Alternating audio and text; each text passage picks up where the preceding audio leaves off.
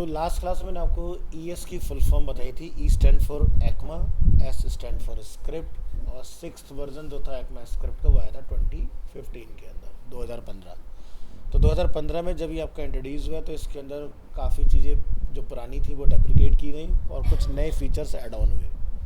तो जब आपने जावास्क्रिप्ट पढ़ा था तो उस थ्योरी के अंदर सारा कुछ है कि क्या चीज़ें उसमें नई ऐड हुई हैं।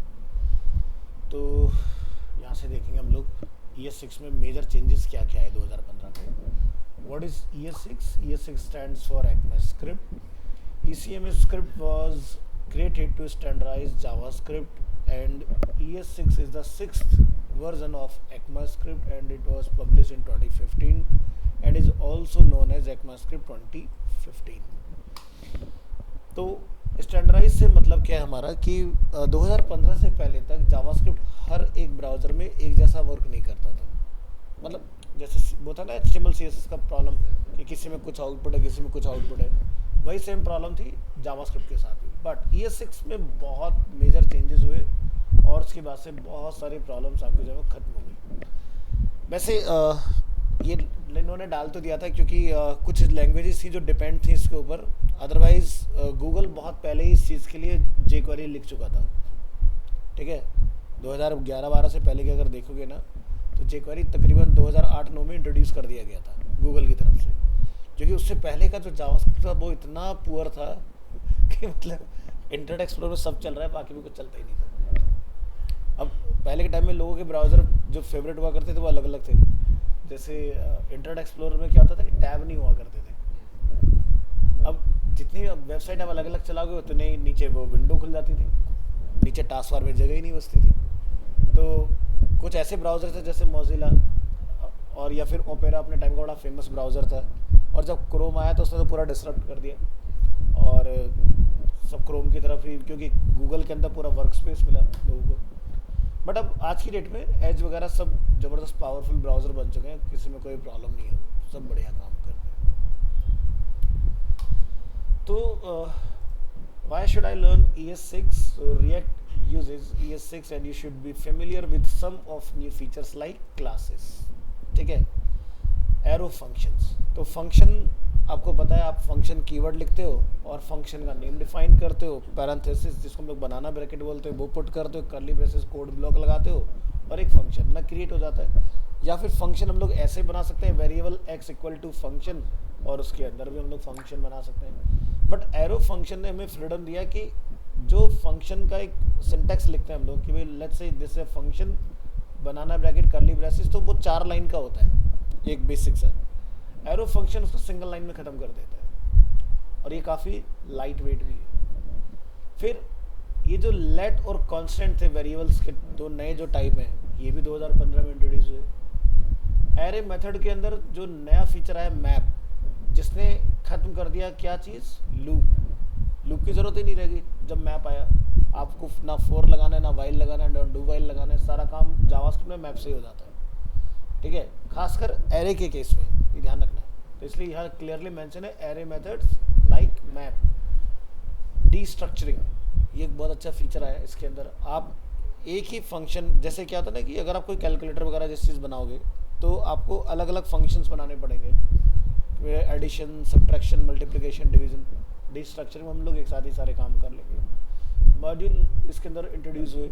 मॉड्यूल क्या होता है, पूरा रिएक्ट मॉड्यूल पर ही डिपेंड है, यानी कि आपने कोई भी एक नया फीचर कुछ ऐड करना है तो उसके लिए आपको मॉड्यूल इंस्टॉल करना पड़ता है।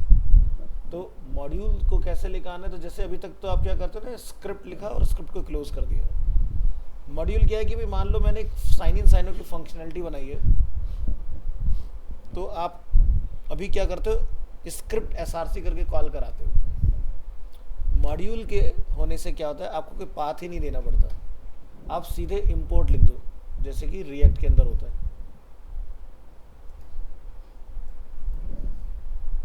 ये मॉड्यूल ही है जिस फाइल के अंदर कॉल हो रखा है। तो ये भी आप सीखोगे कि कैसे आता है। टर्नरी ऑपरेटर हमने ऑलरेडी पढ़ा हुआ है। स्प्रेड ऑपरेटर, भाई मेरे पास एरे में 10 चीज़ें हैं लेकिन मुझे उसमें से 3 ही निकालनी है, बाकी छोड़ दो, या पहली निकालनी है, बीच में से 1-2 निकालनी है, लास्ट में से निकालनी है, तो स्प्रेड ऑपरेटर से आप काम कर सकते हो। तो पूरा रिएक्ट जो है वो इसके इर्द गिर्द है।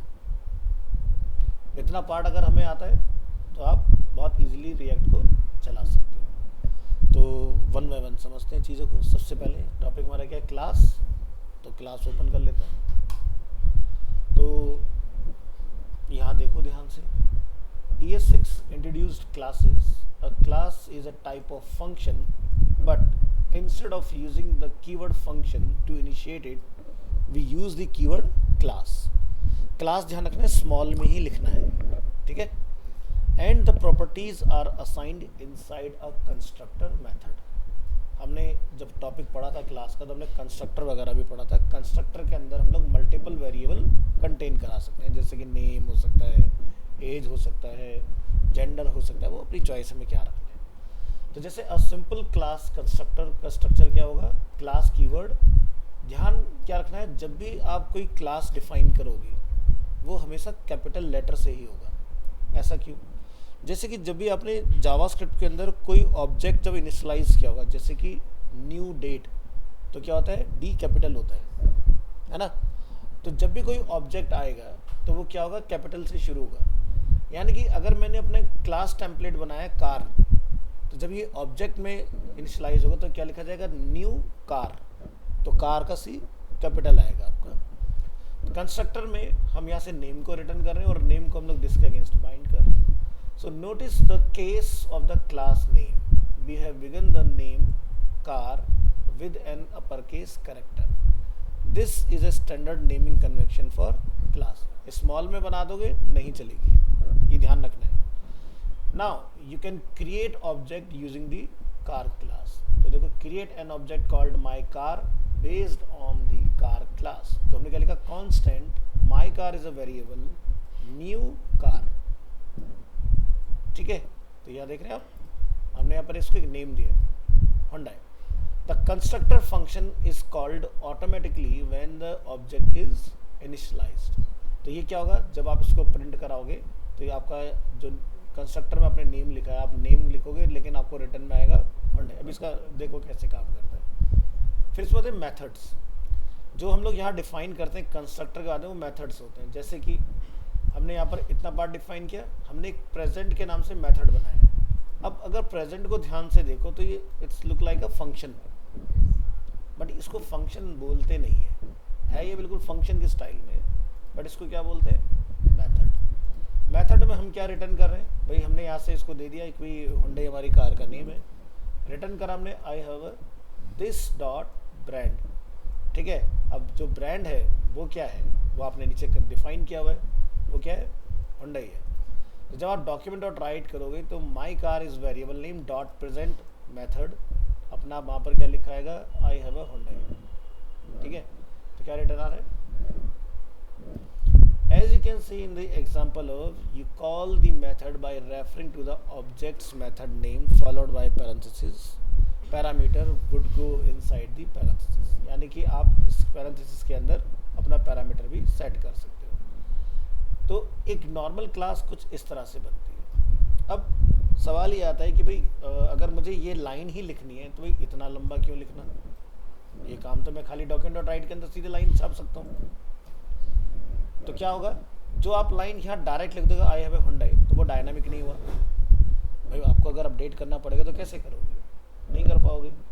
यहाँ पर हम अपडेट कर सकते हैं। देखो क्लास क्या होती है, एक टेम्पलेट होता है। जैसे आप फ्री पिक पे जाते हो, एक डिज़ाइन रश्मि भी यूज़ कर रही है, वही डिज़ाइन ये भी यूज़ कर रहा है अनिकेत, वही डिज़ाइन आकाश भी यूज़ कर रहा है, साहिल भी यूज़ कर रहा है। तो वो क्या हुआ, टेम्पलेट। यानी कि आप अपनी रिक्वायरमेंट के अकॉर्डिंग डेटा बदलते हो, बाकी सब कुछ सेम रह जाता है, स्ट्रक्चर जो है सेम। वही चीज़ होती है क्लास। क्लास का यूज़ तब करना होता है जब हमें उसका बार बार इस्तेमाल करना हो।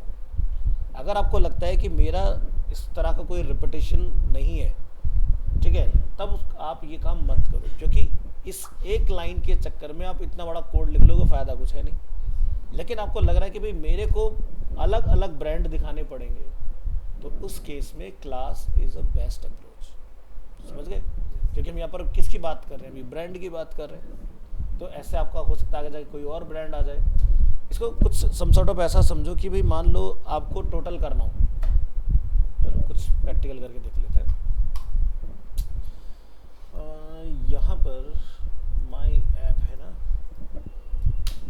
इसके अंदर कुछ नहीं करेंगे, बाहर आते हैं। 332.5 क्या मन चल रहा है जूल, तो 335 में जून का मन फोल्डर क्यों नहीं आ रहा है हमारा? जून 25th,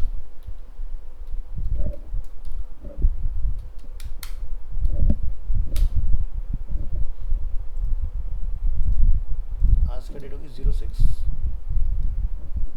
और इसके अंदर एक फाइल बना लो demo.html।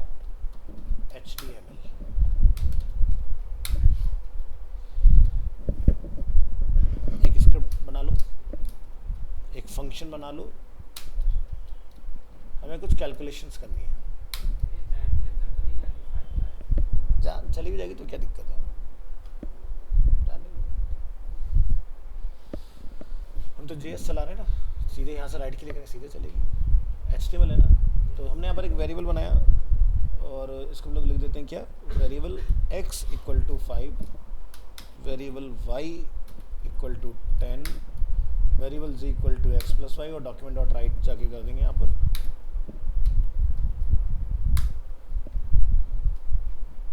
क्या लिख देंगे z, और ये हमारा इसका आउटपुट आ जाएगा।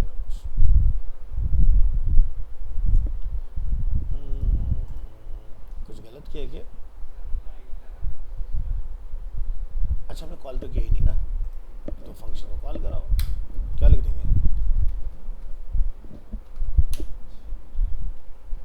आ गया?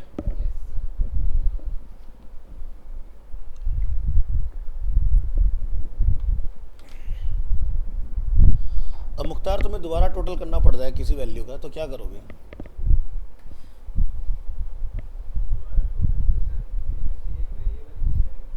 हाँ,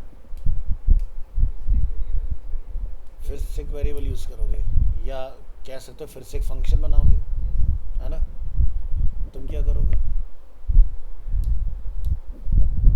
तुम भी दोबारा फंक्शन बनाओगे या क्या कुछ और तरीका लगाओगे?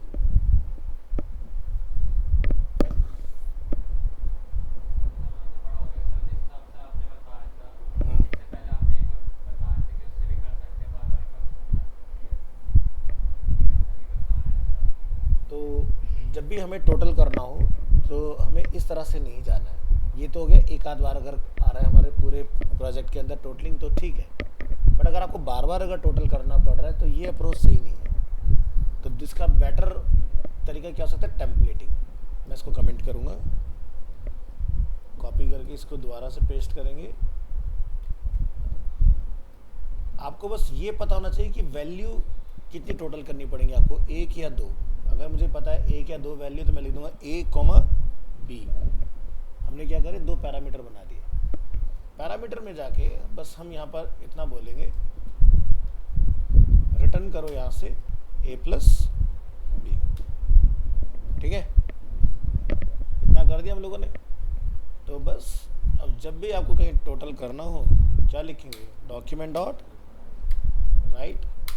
राइट में जाके आप क्या करोगे, इसको कॉल करा दोगे इसके अंदर, और इसमें आप वैल्यू डाल दोगे, जैसे कि 5,5 आउटपुट आना चाहिए क्या, ट्राई करके देखते हैं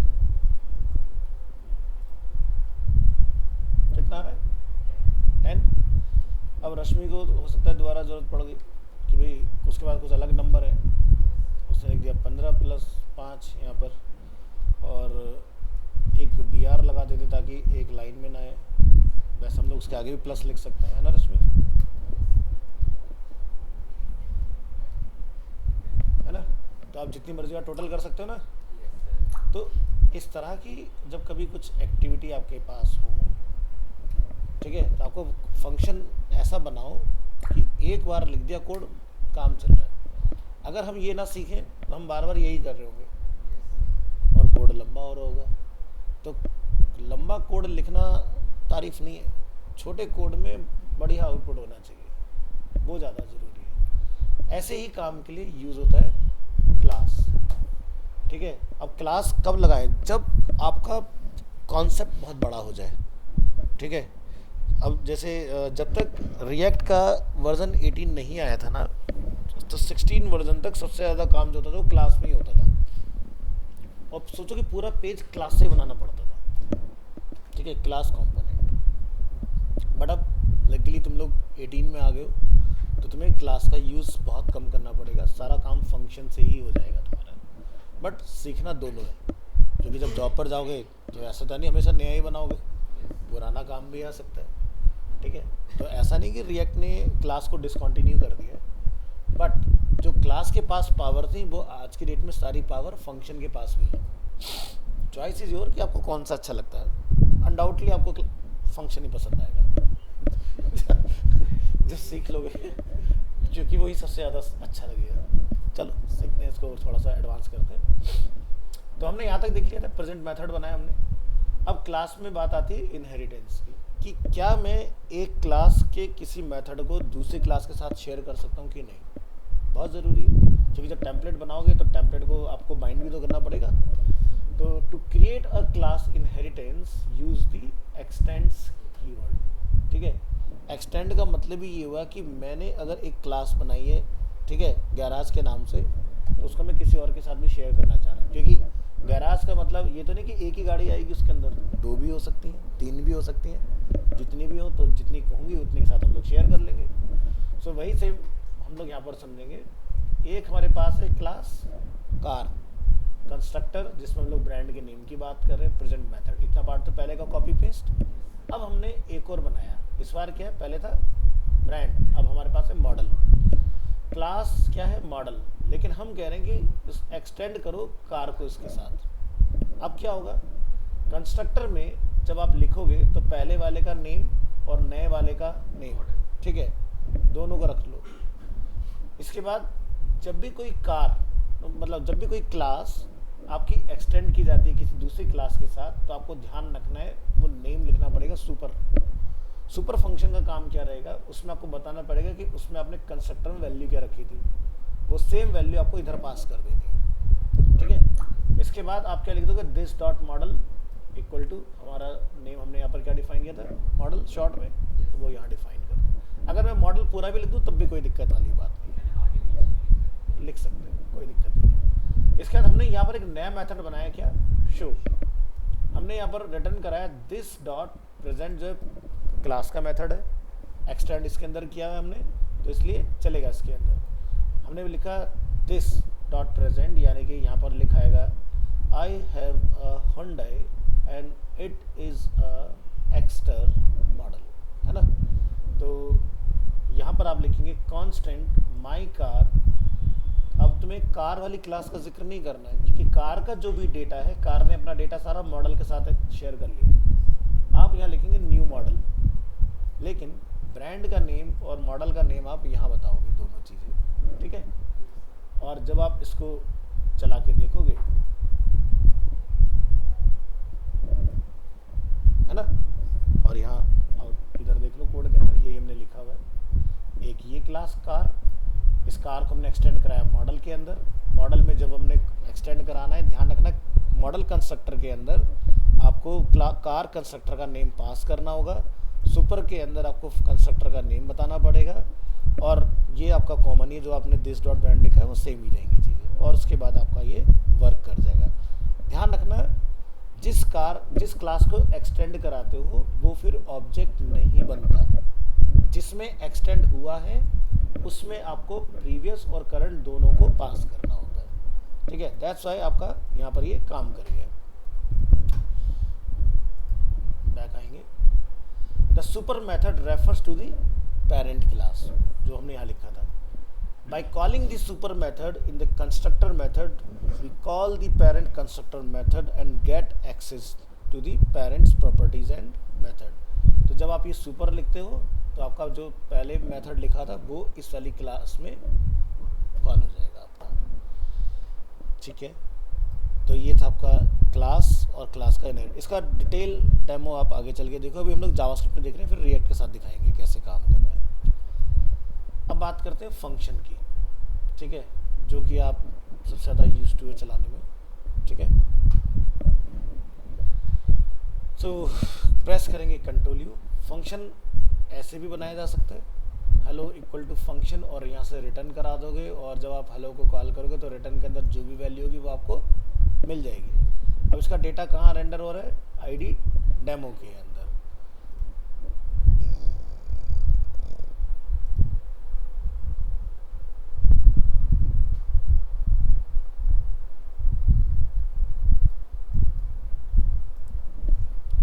और इसकी मेरे पास फाइल होनी चाहिए जिसमें मैं आपको इसकी थ्योरी भी दिखा सकूँ। यहाँ से देखते हैं रिएक्ट ES6 एरो फंक्शंस। देखो ट्रेडिशनल फंक्शन हमारे किस तरह के होते थे? फंक्शन का नेम, ठीक है, करली ब्रेसेस को बोलते हैं कोड ब्लॉक, और यहाँ से क्या मैसेज हम रिटर्न करना चाह रहे हैं, या फिर आप इस तरह से अपना फंक्शन भी डिफाइन कर सकते हो, ठीक है, ये भी आपका काम कर जाएगा। तो पहले के टाइम के फंक्शन कुछ इस तरह के हुआ करते थे। अब एरो फंक्शन के अंदर देखो लिखने का पैटर्न क्या है? फंक्शन का name without function keyword equal to, ये आपका बनाना ब्रैकेट आगे फंक्शंस के, और ये जो आप इक्वल टू ग्रेटर देन देख रहे हो इसी की वजह से इसका नेम पड़ा एरो फंक्शन। इसके अंदर आप इस तरह से मैसेज लिखेंगे और एरो फंक्शन से आपका आउटपुट आपको रिसीव हो जाएगा।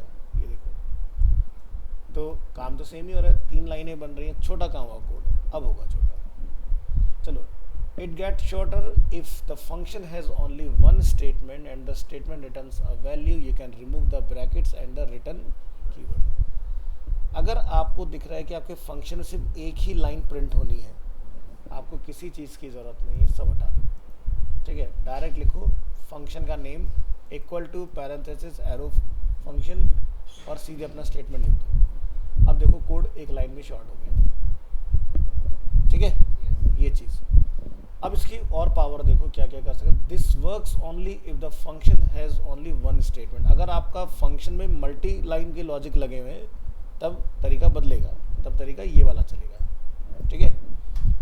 If you have parameters, parameters क्या होते हैं? जो मैंने अभी आपको दिखाए थे A, B, ठीक है। If you have parameters you pass them inside the parenthesis. तो जैसे कि मेरे पास एक पैरामीटर है वैल, मतलब वैल्यू, हमने लिखा माई फंक्शन इक्वल टू बनाना ब्रैकेट वैल्यू, और हमने क्या लिखा? हेलो वर्ल्ड प्लस वैल्यू, ठीक है। अब वैल्यू के पास डेटा कहाँ से आएगा? जब आप इसको प्रिंट कराओगे तब डेटा आएगा। तो एरो फंक्शन पे आइए, क्या लिखा रहा है? Arena animation, control U press करेंगे। हमने डेटा कैसे दिया इसको? हेलो, और यहाँ पर जो वैल हमने लिखा था इसके साथ, उसका डेटा हमने हेलो के अंदर डिफाइन किया। बिल्कुल सेम वैसे ही जैसे VS कोड के अंदर मैंने आपको यहाँ पर करके दिखाया था, है ना। तो आपका डेटा आ गया। और देखेंगे आगे, in fact if you only one parameter, if you have only one parameter you can skip the parenthesis as well. इसकी भी जरूरत नहीं, आप सीधे लिख दो ऐसे, इतनी फ्रीडम है इसके अंदर आपके पास। आप लिखो function value hello plus value, और तब भी आपका आउटपुट वर्क करेगा। देखो हेलो साउथ एक्सटेंशन, लेकिन बाकी की लाइन हमारी यहाँ से आ रही है, welcome to Arena Animation South Extension. तो ये भी आपका काम कर गया। अब यहाँ पर हम लोग समझेंगे दिस वाले पार्ट को।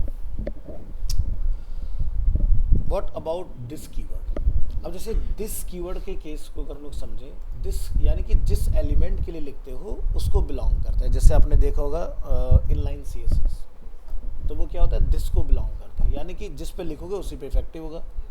बट जब क्लास आप कोई डिफाइन करते हो, मुख्तार इनलाइन का यूज़ कहाँ करते हैं? HTML डॉक्यूमेंट के अंदर, ठीक है। और उसका कहाँ यूज़ करते हो? इंटरनल का?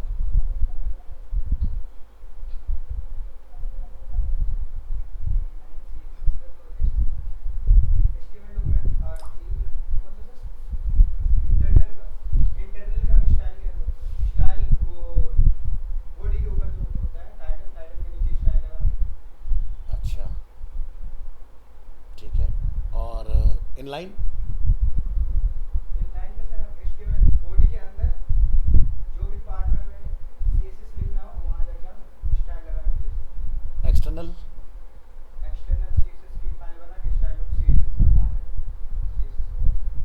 अच्छा, तो कब कहाँ किसको यूज़ करना चाहिए?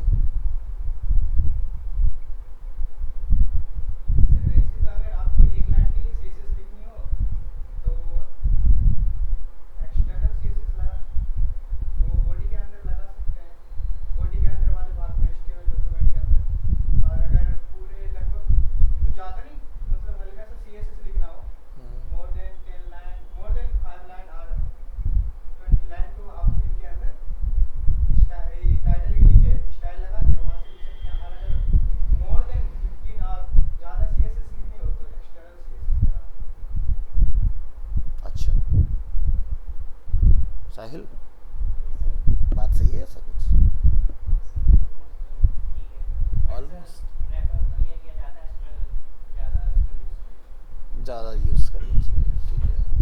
तो रश्मि इसके ऊपर थोड़ा रोशनी डालो, ये जो दोनों लोग कह रहे हैं, ये दोनों सही कह रहे हैं कि गलत कह रहे हैं? ठीक है, देखो मेरा सवाल ना शायद ध्यान से सुना नहीं किसी ने। अगर क्लास में तो सभी को अटेंटिव रहना ज़रूरी है ना। मैं ये जानना चाह रहा हूँ इनलाइन कब यूज़ करते हैं?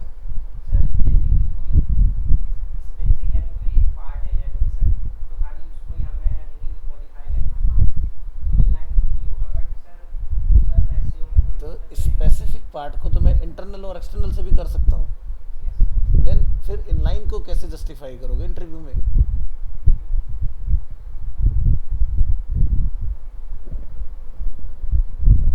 अगर इंटरव्यू में पहुंचोगे तो इंटरव्यूअर आपको घुमा देगा 2 मिनट, जैसे मैंने तुम्हें बोल दिया भाई तुम जो कह रहे हो वो वैसे भी हो सकता है। तो फिर वहाँ कैसे बचोगे? उस चीज़ को क्या आंसर करोगे?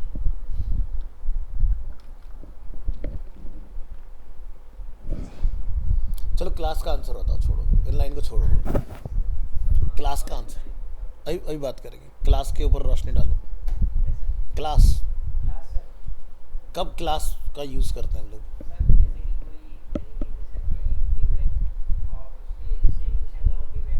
हाँ, अच्छा, क्लास यूज़ कर सकते हैं, ठीक है। और आईडी? आईडी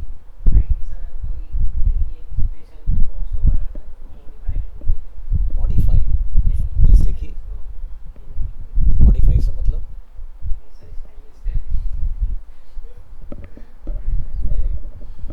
ठीक है,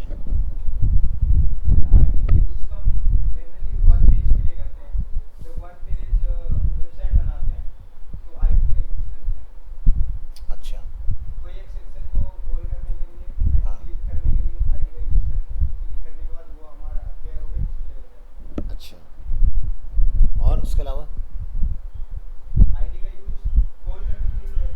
क्या कॉल? उस सेक्शन को, उस सेक्शन में कॉल करा सकते हैं, उस सेक्शन को जावास्क्रिप्ट में कॉल मतलब क्या? हाँ,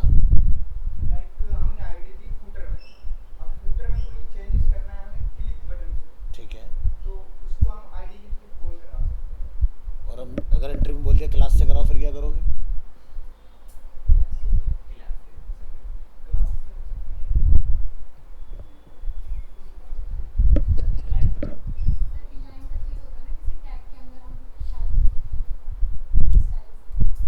देखो सवाल को समझो, ये अगर जो आप कह रहे हो कि किसी टैग में, तो किसी टैग में तो उससे भी हो जाएगा, इंटरनल से भी।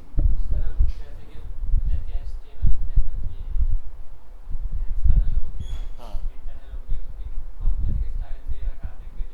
हाँ,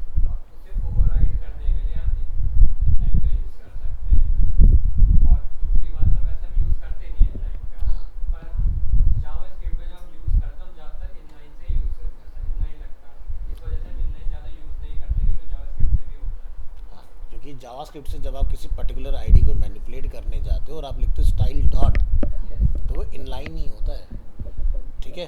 अब इनलाइन का सही आंसर समझो क्या होता है। अगर पूरी वेबसाइट में एक ही एलिमेंट को अपडेट करना है, ठीक है, तब चलता है इनलाइन। अगर पूरी वेबसाइट में मल्टीपल एलिमेंट को कंट्रोल करना है तब चलता है क्लास।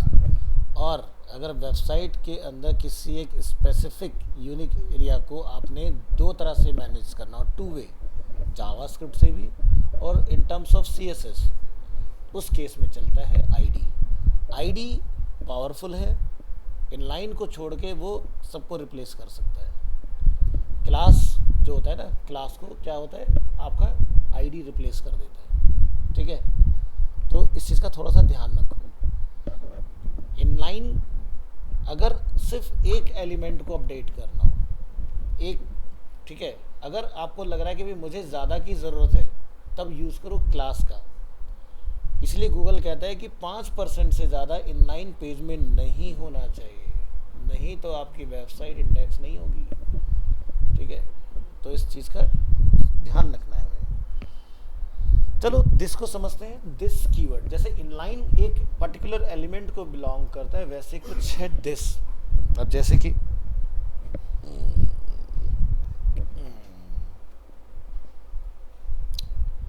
हम एक मार्क्यू बना लेते हैं, ठीक है, और लिख देते हैं statement this is my first animated text in HTML।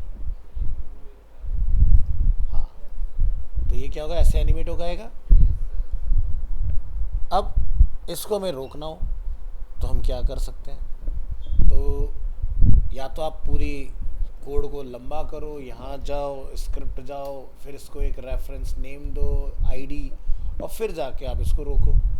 अब वही काम आप दिस की हेल्प से ऐसा कर दोगे, क्या लिख देंगे, एट्रीब्यूट लगा देंगे यहाँ पर on mouse over this dot stop method, on mouse out this dot start.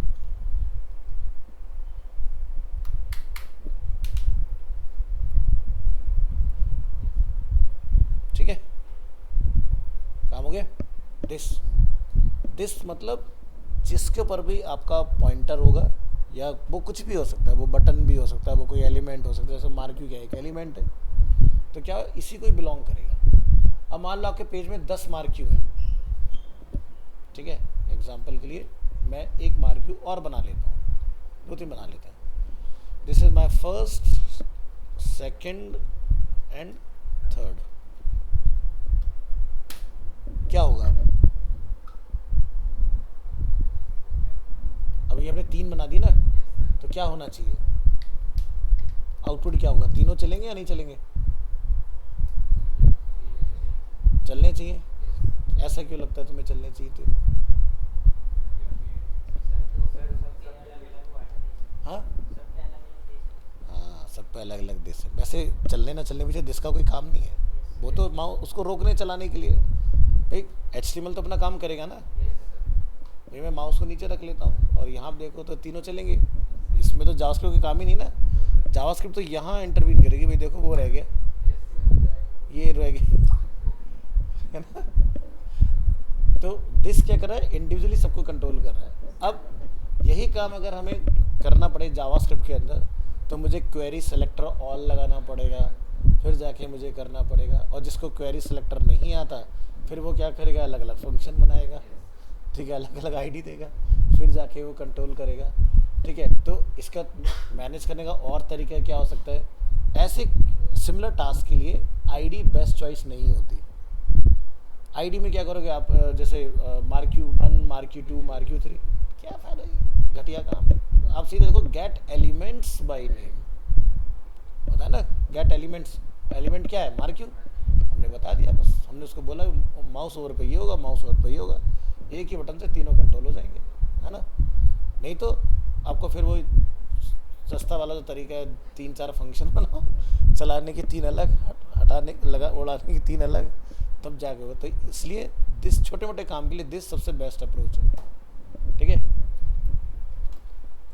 तो आप लेंदी कोड लिखने से बच जाओगे, इनलाइन में आपका काम खत्म हो जाएगा। चलिए वापस आते हैं थ्योरी में। क्या, हाँ JS के केस में चलता है, कोई दिक्कत नहीं है, क्योंकि अभी देखो ना क्या है कि मैंने मल्टीपल लगा दिए, काम थोड़ी ना कर रहे हैं। ये कब एक्टिव होंगे, कब ट्रिगर होंगे, जब माउस या ये यूज़र इंटरेक्टिव करेगा इनके साथ, अदरवाइज तो उनका कोई काम ही नहीं है, डेड। इधर आ जाओ, इसके ऊपर कुछ और एग्जांपल देखते हैं। The handling of this is also different in arrow function.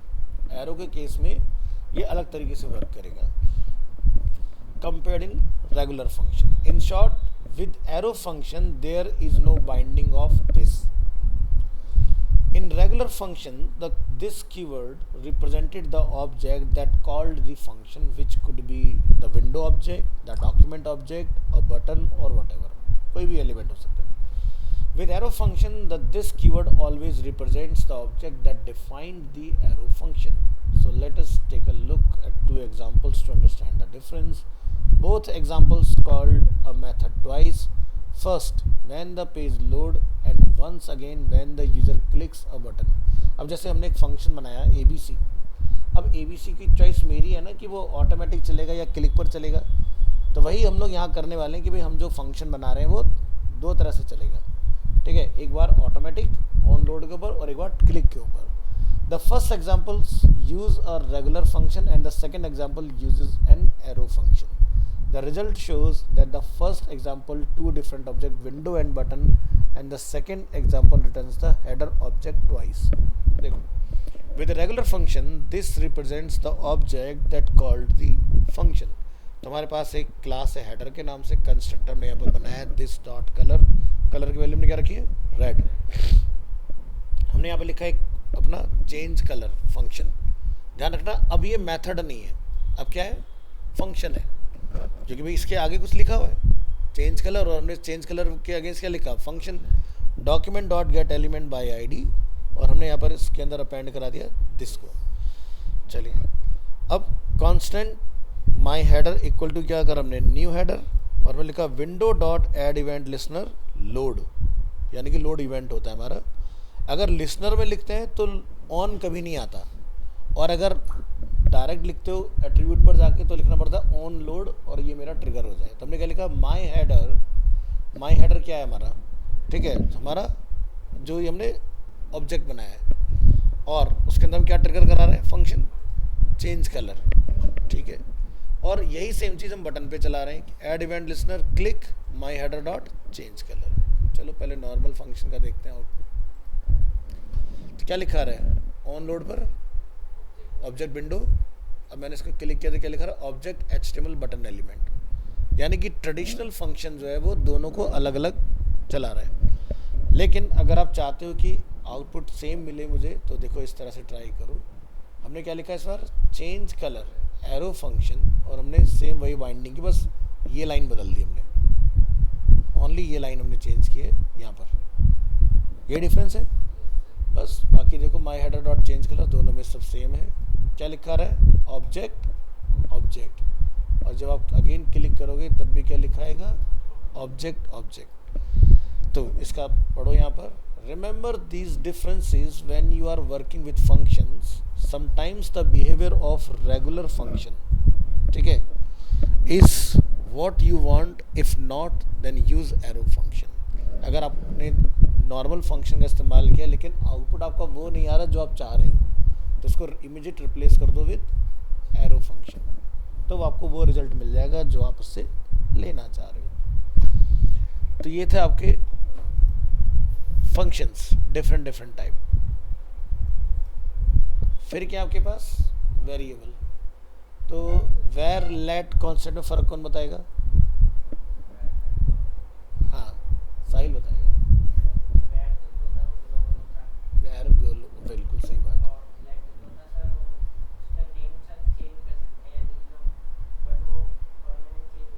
क्या दोबारा होता क्या बोला लेट क्या हो सकता है सर, यानी लेट को हम यूज तो कर सकते हैं दोबारा वेरिएबल, हाँ सर वो जो है ना लेट को चेंज वैल्यू ले सकते हैं उसकी दोबारा वेरिएबल की, और सर कांस्टेंट सर वो एक बार ना कौन सी वैल्यू यानी कि सर वो तो एक ही बात नहीं आ सकता ना वेरिएबल।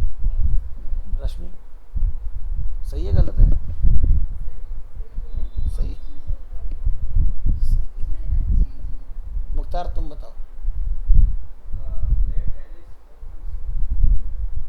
कौन सा स्कोप है, कौन सा स्कोप लेट के अंदर हम सर पहले ये बताओ कौन सा स्कोप, वो ज़्यादा ज़रूरी है स्कोप। जैसे उसने बताया ना वैर के बारे में, वैर ग्लोबल है, ग्लोबल स्कोप का मतलब अभी हम बात करेंगे, पहले तुम बताओ लेट का जो बता रहे थे। अच्छा लेट और कांस्टेंट में ब्लॉक स्कोप कौन सा होता है, लेट है,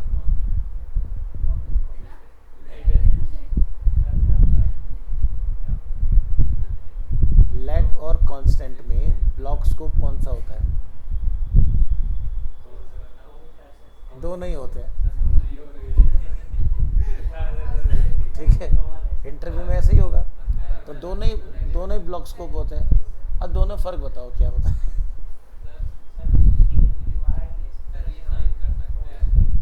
क्या क्या यहाँ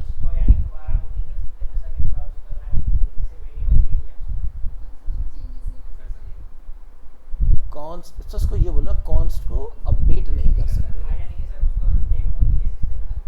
नेम तो ले सकते हो, अपडेट नहीं कर सकते हो।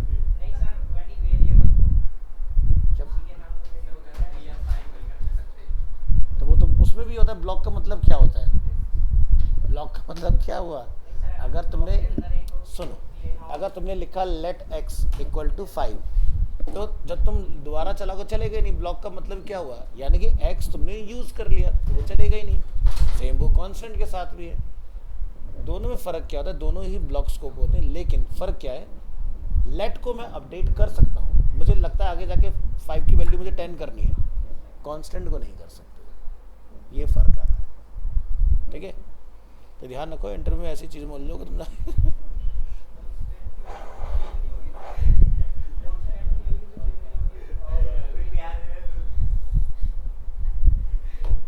चलो इधर देखो। Before ES6, there was only one way of defining your variables with the var keyword.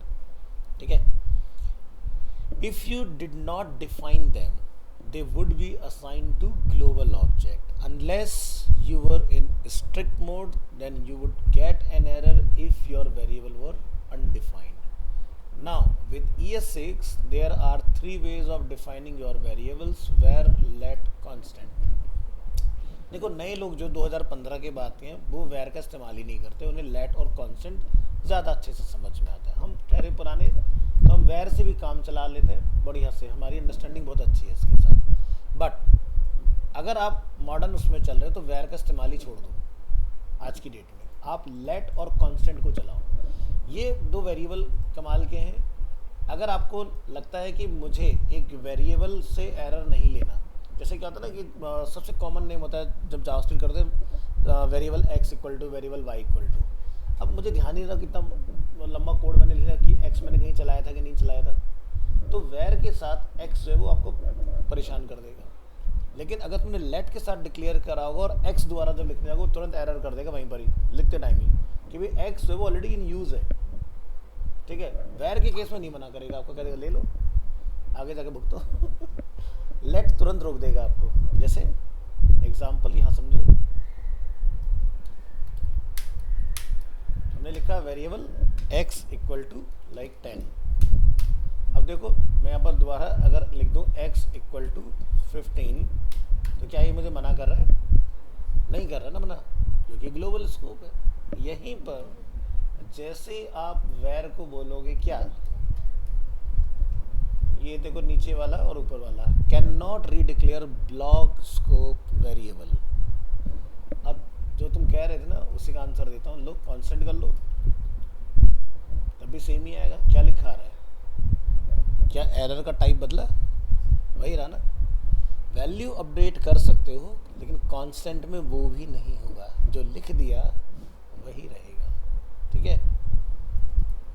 अब इसका डेमो दिखाते हैं करके। तो ये तो क्लियर हो गया, वैर आपको मना नहीं करता सेम नेम को जितनी बार रीयूज़ कर लो। अब जैसे हमने लिखा एक वेरिएबल फर्स्ट नेम, वेरिएबल जब भी डिक्लेयर करते हैं स्पेस नहीं होता। ठीक है? अब मुख्तार अगर मैं इसको प्रिंट कर दूं तो आउटपुट क्या होगा? फर्स्ट नेम को, हाँ तो तो जानना चाह रहा हूं तो क्या होगा? जब वैल्यू नहीं होती तो क्या आउटपुट आता है? कुछ तो आता होगा ना। कभी देखा खाली वेरिएबल चला के? भाई देखो वेरिएबल डिक्लेयर हुआ है, असाइन कुछ नहीं हुआ, तो ये क्या बन गया? अनडिफाइंड। ये तो कहाँ जाके देखेंगे इसको अनडिफाइंड को? यहाँ देखते हैं। वेरिएबल तो है लेकिन डेटा नहीं है उसके पास, तो क्या बना वो? अनडिफाइंड। अनडिफाइंड तभी आता है जब किसी वेरिएबल को डेटा नहीं मिलता। चलो इसको डेटा देते हैं। हमने लिखा first name equal to Arina, आ गया डेटा, अब डिफाइन हो गया। तो मुख्तार मुझे फर्स्ट नेम मैं अगर दोबारा यूज़ कर लूँ तो ये मना तो नहीं करेगा ना?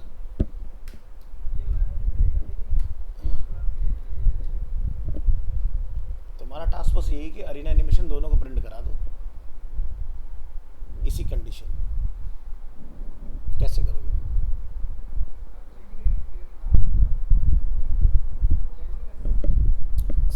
टास्क तुम्हारा यही है इंटरव्यू में कि first name Arena, first name Animation, लेकिन आउटपुट चाहिए अरीना एनिमेशन। हाँ, first name plus first name. हाँ, ये हुई ना बात। देखो अब आएगा आउटपुट। अनिकेत हंस रहा है। अनिकेत क्या आएगा?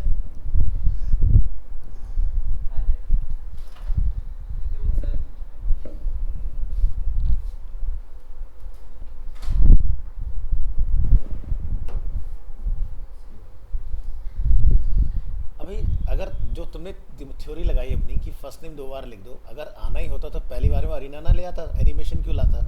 जब हमें दिख रहा है एनिमेशन आएगा तो एनिमेशन नहीं आएगा, फर्स्ट नेम का थोड़ी ना आ जाएगा उसका। लेकिन हमें चाहिए दोनों। तब क्या करोगे?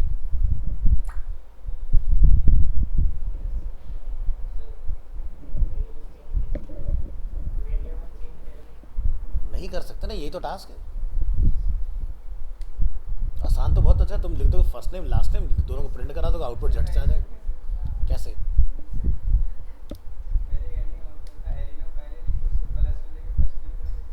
एक मिनट दोबारा बताओ। हाँ हाँ बोलो। ठीक है। अच्छा, आप ये कह रहे हैं मतलब मैं पहले यहाँ वो लिख दूँ अरीना? अच्छा, लेकिन टास्क तो हुई ना, वेरिएबल से करना है। हाँ, वही तो टास्क है। अरे कैसे नहीं होगा? इंडेक्स जैसे कि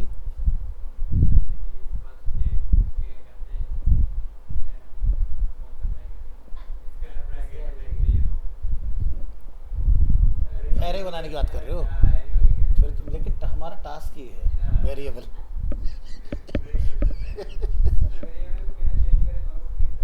हाँ, वेरिएबल का वैल्यू बदल लो, जो मर्जी कर लो। आपको अरीना एनिमेशन नहीं अच्छा लगा, कुछ और नाम कर लो, लेकिन नाम फर्स्ट नेम ही रहेगा, या जो भी रखोगे वो सेम ही रहेगा, और आउटपुट चाहिए। तो हो ही जाएगा।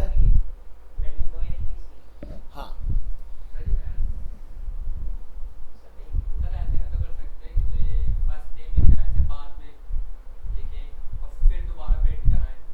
First name. जैसे ऊपर लिखा है एनिमेशन फर्स्ट नेम, हाँ, तो जहाँ पे ये राइट लिखा उसके बाद अगर प्रिंट कराएं, एक बार मुझे बता दोबारा क्या करना है, क्या लिख दूँ कहाँ पर? ऊपर का नीचे, ऊपर का नीचे लिख दूँ ऐसे? नहीं इसके नीचे नीचे डॉक्यूमेंट के नीचे। यहाँ हाँ, आप दोबारा से प्रिंट कराओ।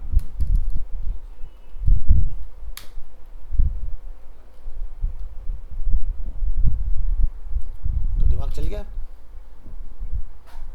है ना? तो कैसे चला? हमने ऊपर लिखा। अब चाहो तो इस लाइन को वाइस वर्सा कर लो, ऐसे ऐसे ऐसे और ऐसे, और स्पेस हमें बीच में रखना है, तो आप यहाँ पर स्पेसिंग लगा दो। ठीक है, आउटपुट आ गया।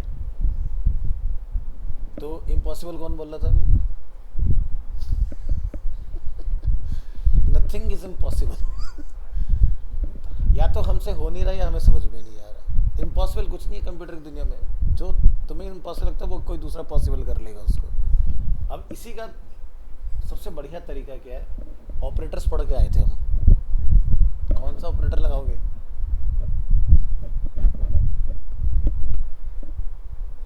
अब मैं तुम्हारा देखो एक और सिचुएशन फंसा देता हूँ कि भाई दोनों रहेंगे साथ में ही। अब आउटपुट लाके दिखाओ। ये तो कर लिया तुमने, चलो ठीक है, आउटपुट ले आए तुम अरीना एनिमेशन, लेकिन बीच में कोई जुगाड़बाजी नहीं करनी, ऐसे ही लेके आना है। अब बताओ क्या करोगे? तो राइट में यही लिखा रहेगा है? फर्स्ट नेम, हाँ, ऐसे रहेगा सब कुछ, बस कुछ नहीं करना है। अरे रीअसाइनमेंट नहीं पढ़ा हमने, plus equal to plus equal to, हो गया, आ गया आउटपुट अरीना एनिमेशन। पढ़ा था कि नहीं? हाँ सर वो ऑपरेटर से नहीं सर। हाँ, मैं सोच तो रहा था सर, मैं पर प्लस कैसे हो रहा था? प्लस प्लस कैसे हो गया?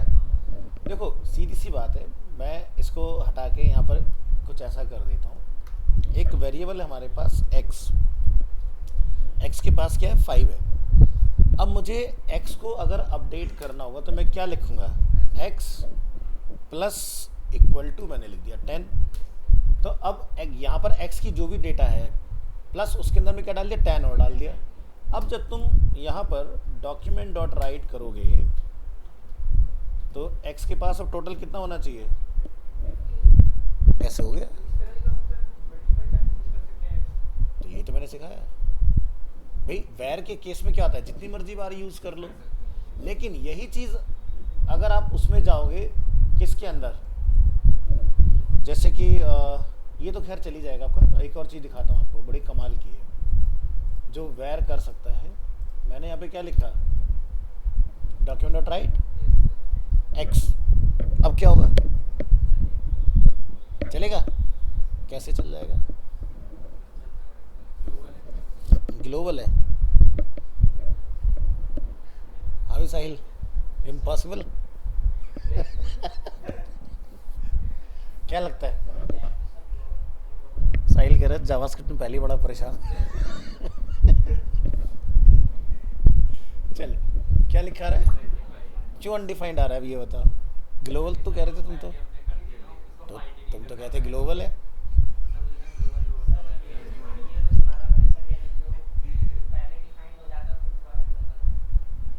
देखो पता है क्या हुआ, ये हमने जैसे होता है ना स्कूल टाइम में, कुछ बच्चे ना सवाल को सॉल्व करते हैं, कुछ आंसर अटके जाते हैं।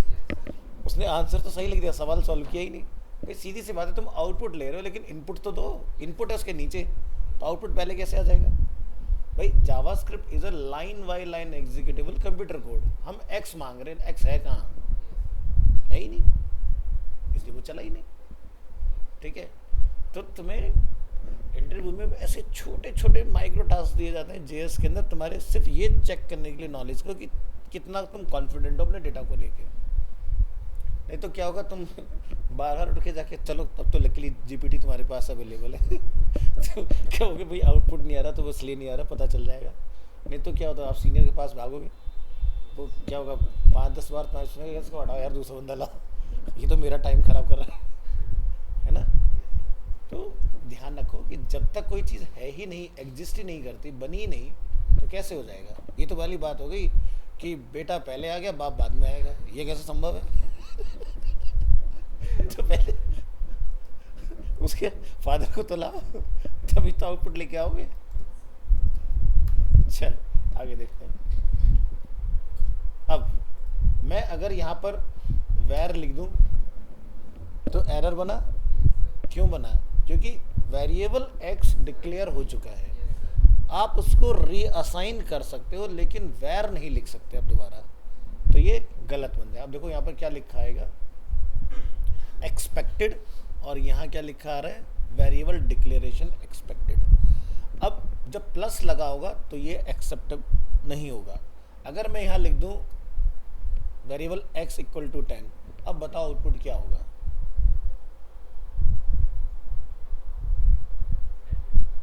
10 क्यों होगा? तो पहले वाला 5 कुछ नहीं करेगा मुख्तार?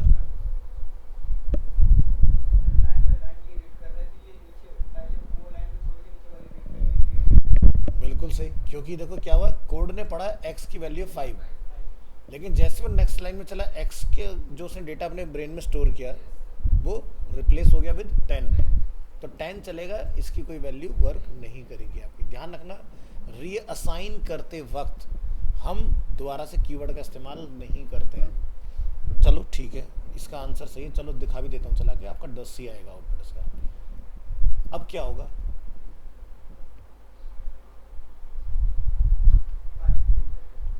5 प्रिंट करेगा,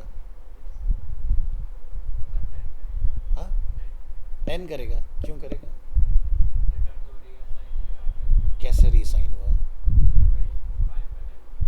रीसाइन तो वो होता है ना तो प्लस लगता है, तो रीसाइन का तो मतलब ही नहीं है। तो अब क्या होना चाहिए साहिल?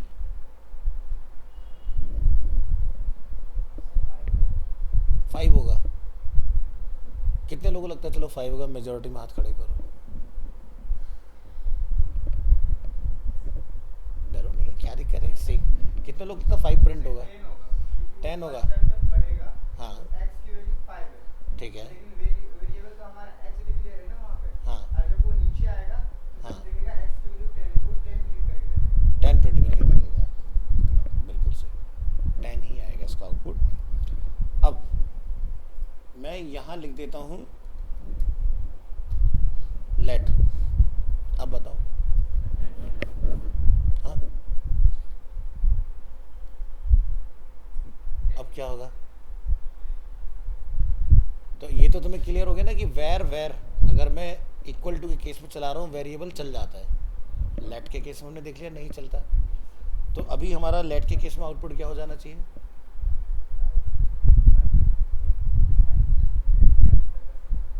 अरे तो इसमें भी तो 10 ही आएगा ना, तो 5 थोड़ी ना हो जाएगा। कंफ्यूज क्यों हो रहे हो? अब अगर हमें इसको अपडेट करना और रीअसाइन करना हो तो इसको भी आप वेर की तरह कर सकते हो अपडेट। ठीक है, चलेगा। देखो हम सेम आउटपुट अगर मैं यहाँ कर दूँ अब क्या होगा? 5 होगी। कांस्टेंट है, ध्यान से देखो।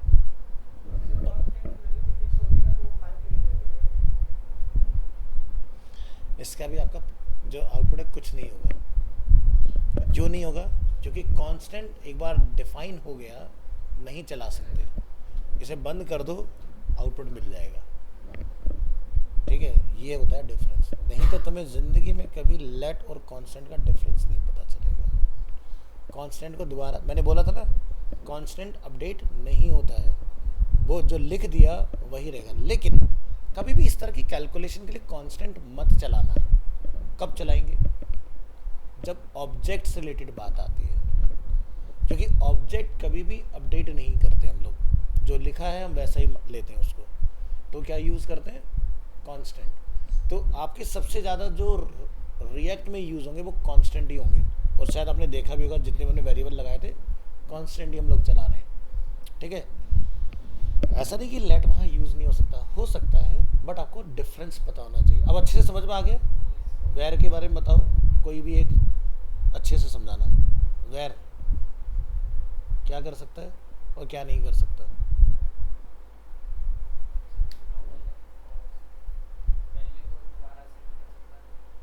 ठीक है,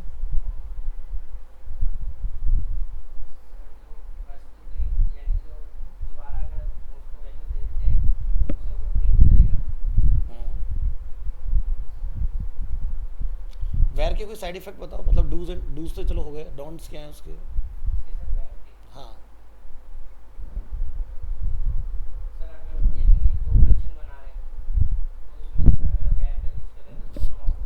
बहुत बड़ा नाम ले लिया तुमने, फंक्शन।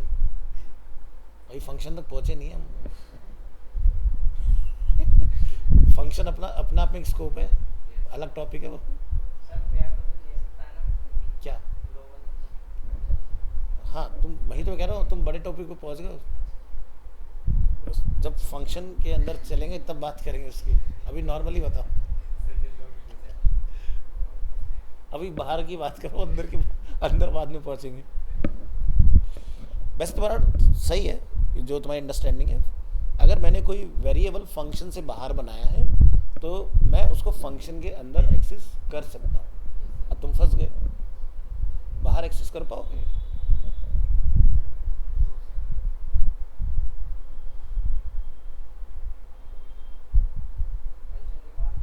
अब ये वाली बात है कि मैं चक्रव्यूह में घुसना तो जानता हूँ ताश्री, निकलना नहीं।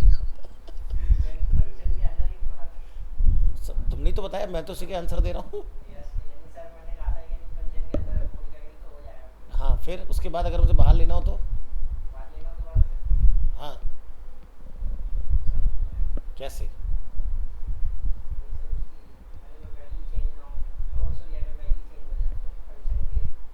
चेंज ना हो तो या हो जाए तो दोनों केस में क्या आउटपुट होगा? हाँ, आपने एक वेरिएबल बनाया बिल्कुल बाहर।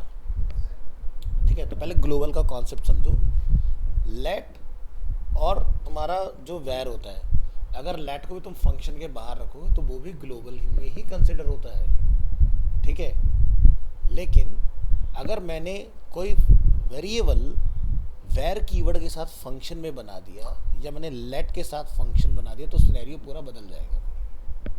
बाहर होगा तो अलग है, अंदर होगा तो अलग है। ये हमने जब पढ़ी थी ना पीएचपी, तो मैंने बताया था इसके अंदर ग्लोबल कीवर्ड्स। जावास्क्रिप्ट में बाहर बनाया वेरिएबल अंदर चल जाता है फंक्शन के, लेकिन पीएचपी के केस में बाहर बना हुआ वेरिएबल पीएचपी के फंक्शन में काम नहीं करता अनटिल अनलेस जब तक आप उसको ग्लोबल कीवर्ड ना बता दो तब तक नहीं चलता। जबकि पीएचपी देखा जाए तो पूरी की पूरी जावास्क्रिप्ट से इंस्पायर्ड है, वहाँ नहीं चलता, यहाँ चल जाएगा। अब सवाल ये आता है कि जो मैंने अंदर कुछ भी काम किया, क्या मैं जैसे मान लो कि भाई बाहर मेरे पास दो वेरिएबल हैं एक्स और वाई, दोनों के पास अपना एक नंबर है फंक्शन में, और मैंने उसको जाके फंक्शन के अंदर टोटल करा दिया जी वेरिएबल के इक्वल टू। मुझे जी को बाहर किसी दूसरे फंक्शन में देना, आप कैसे भेजोगे? रिटर्न करोगे, ठीक है, रिटर्न कर लो या डॉक्यूमेंट में राइट कर लो, बात तो है क्या, फंक्शन लिख लो नीचे। हाँ हाँ, जैसे हमने अभी क्लास में करा था ना कि हमने कार के नाम से क्लास बनाई, ठीक है, जिसके अंदर ब्रांड था, फिर हमने उस क्लास को किसी और को दे दिया एक्सटेंड करा के, दिया था ना अभी। वो वाली चीज़ की बात कर रहा हूँ, जब तुमने बात छेड़ी है। वैर हो जाएगा, मैं मुझे नहीं पता, पूछ रहा हूँ मैं। ठीक है, हाँ हाँ हाँ, हो जाएगा। अच्छा चलो, तुम इस तरह का कुछ बना के लेकर आना बिना जीपीटी के।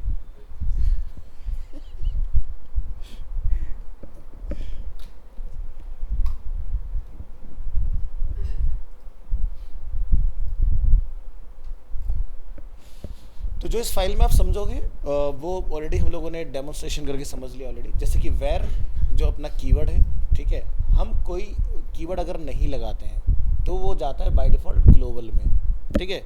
वेर भी ग्लोबल ही होता है, आप यहाँ देख सकते हो लिखा है ना, if you use var outside of a function it belongs to the global scope. If you use let inside a function it belongs to that function. If you use var inside a block, example for loop, the variable is still available outside of that block. It means कि var के अंदर मैंने कोई variable बनाया लेकिन वो function के अंदर तो बाहर नहीं चलेगा। समझ गए तुम्हारी सवाल का answer? Variable has a function scope not a block scope.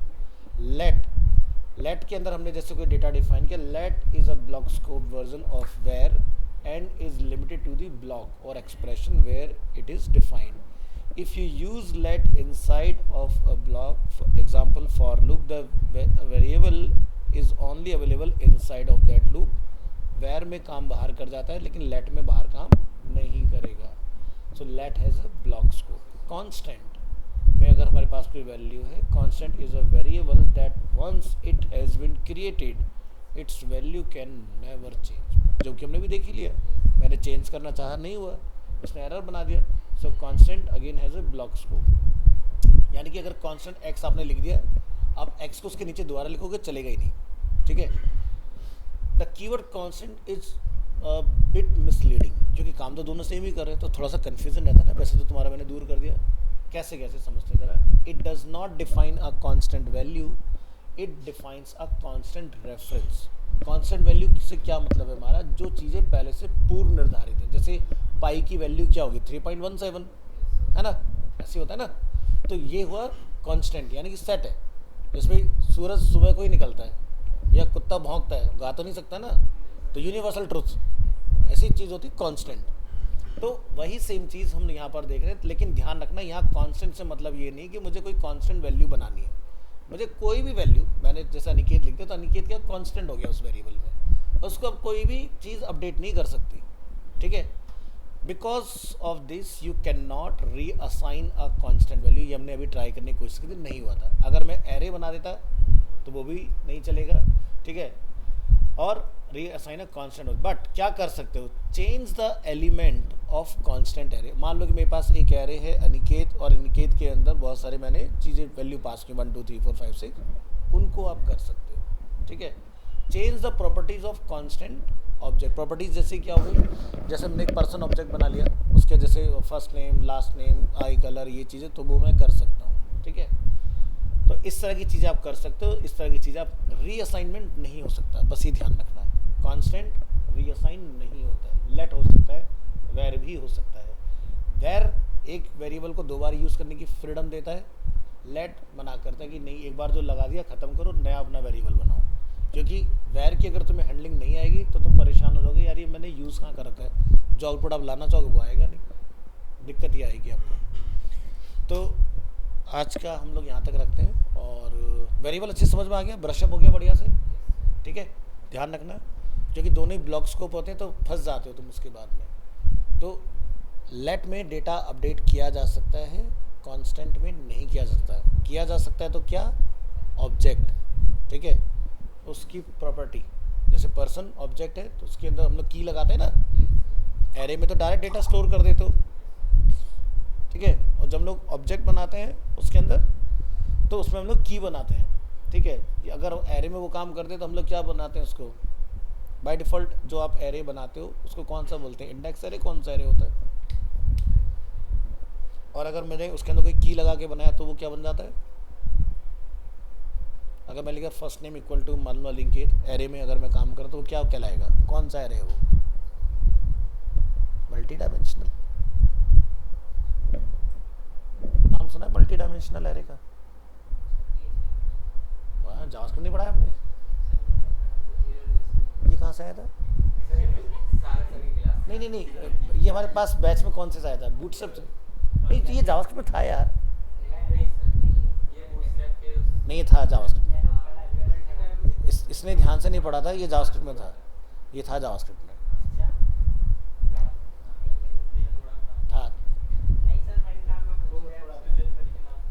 हाँ तब हमारी जावास्क्रिप्ट चल रही थी, हम उस वाली लैब में बैठे थे हम लोग।